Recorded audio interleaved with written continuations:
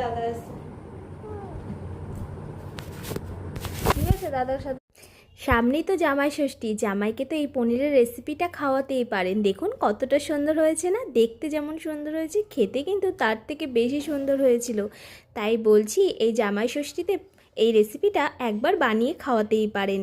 তাহলে কিভাবে বানাতে হয় চলুন বলে ফেলি। এদিকে একটা মিক্সিং জার নিয়েছি, তার মধ্যে নিয়ে নিয়েছি দুটো মিডিয়াম সাইজের টমেটো কেটে নিয়েছি, তার মধ্যে দিয়ে দিলাম পোস্ত, চালমগজ, কাজু বাদাম, আদা আর কাঁচা লঙ্কা দিয়ে ভালোভাবে এটার একটা পেস্ট বানিয়ে নেব।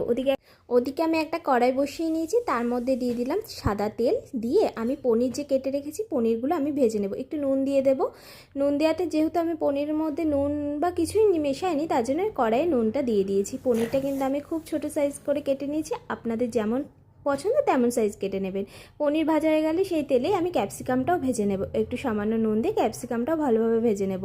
ক্যাপসিকাম ভেজে নেওয়ার পর সেই তেলেই দিয়ে দেবো গোটা গরম মশলা আর গোটা জিরে ফোড়ন দিয়ে একটু নাড়াচাড়া করে যে পেস্টটা বানিয়েছি সেটা দিয়ে দেবো। তার মধ্যে কিছু গুঁড়ো মশলাও অ্যাড করব। দিলাম ধনে গুঁড়ো, জিরে গুঁড়ো, কাশ্মীরি লঙ্কার গুঁড়ো আর পরিমাণ মতো নুন দিয়ে ভালোভাবে একটু কষিয়ে নিয়ে ওদিকে আমি একটা টক দই ফেটিয়ে রেখেছিলাম, টক দইটাও দিয়ে দেবো। তার মধ্যে দিয়ে দেবো সামান্য চিনি, যেহেতু এখানে টমেটো আর টক দই আছে, চিনি দিলে কিন্তু বেশ খেতে ভালো লাগবে, টকটক মিষ্টি মিষ্টি। তারপরে কিন্তু আমি মশলাটাকে ভালোভাবে কষিয়ে নেব। যতক্ষণ না মশলা থেকে তেল বের হচ্ছে ততক্ষণ কিন্তু আমি মশলাটা ভালোভাবে কষিয়ে নেব। কষানো হয়ে গেলে তার মধ্যে দিয়ে দেবো ভাজা ক্যাপসিকামটা আর দিয়ে দেবো পরিমাণ মতো জল, দিয়ে দেবো কাসুরি মেথি পাতার ভেজে রাখা পনিরগুলো দিয়ে একটু ঢেকে দেবো। ঢাকনা খোলার পরেই কিন্তু আমার এই রান্নাটা একদম কমপ্লিট হয়ে যাবে। দেখো কতটা সুন্দর লাগছে। তারপরে নামানোর আগে দিয়ে দেবো একটু ফ্রেশ ক্রিম আর একটু কাসুরি মেথি পাতা দিয়ে ভালোভাবে নাড়াচাড়া করলেই কিন্তু আমার এই পনিরের নিরামিষ রেসিপিটা একদম তৈরি।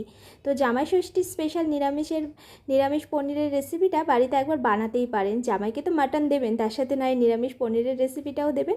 জামাই কিন্তু নামই করবে, তাই বলছি বাড়িতে ঝটপট বানিয়ে জামাইকে খাওয়াবেন কিন্তু। তো কেমন হয়েছে অবশ্যই কমেন্টে জানাবেন, জানাতে ভুলবেন না কিন্তু কমেন্টে। দেখুন কতটা লোভনীয় না।